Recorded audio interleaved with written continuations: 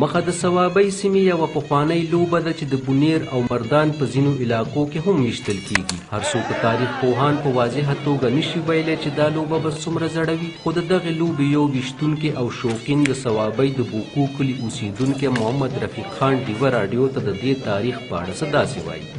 د مشرانو د خولې نه دا اورېدلي دي او د سعودي عرب، ترکي، افغانستان په لاره باندې دا پاکستان ته لکه زموږ د یوسفزي قوم لوبه ده. دا کله چې د دوو کلو ترمنځ مخه ویشتل کیږي نو دغه ځای کې یوه میله غوندې جوړه شوې وي او د شاوخوا کلو او بانډو نه ورته ځوانان، ماشومان او تر دې چې د لوی عمر کسان هم راځي او دی نه یوازې د مخې بلکې د روایتي ټنګ ټکور او خوراکونو نه هم خوند اخلي.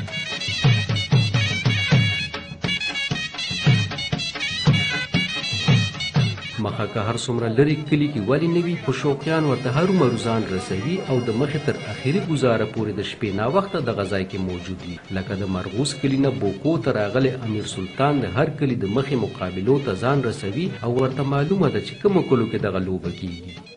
دا د دغه نه راواخلې د شوې نه شوه نوی کلی، چارباغ، سیری، دلته نه راشه بیا زیدا، شاه منصور، کډې، پنجپیر، مرغوز، کلابټ، ډوډیر، مینۍ، بوکو، جنډا او ګدون ټوټل څومره د ګندب ته چې شروع شي دا لوړی وغیره وغیره وغیره هغې کې راځي. بیا څه د بونیر او د مردان چې کوم ځای لګېدلي دي، په دې کې میاخان، سنګاهو، شموزي، بابوزي، دا ټوټل د مخې د ویشتو کلي دي. د مخې ویشتو لپاره 3 څیزونه پکار وي، یو باجوړی لینده، دویم غشی او دریم د خټې جوړ بوتکی، خو تر ټولو زیاته پکې بیا لینده د دلچسپۍ وړ ده چې ډېر په مهارت سره جوړیږي. 3 څیزه استعمالیږي، یو پکې پلی استعمالیږي، لرګي پکې استعمالیږي او ښکر پکې استعمالیږي سلیخو سره، او دا تونه والې تر 1400 پورې د دې قیمت دی. عموما په نظر راغلی ده چې د لوبو دوران کې کله ناکله د دوو لوبډلو ترمنځ تاوتریخوالی پیدا شي، خو د سیمې خلک وایي چې مخه کې بیا داسې نه کیږي، ځکه چې دواړو لوبډلو 2 مشران ټاکلي وي او هر یو تن د دغه مشرانو فیصله مني، او همدغه وجه ده چې مخې ته سیمه کې د امن لوبه هم ویلی شي.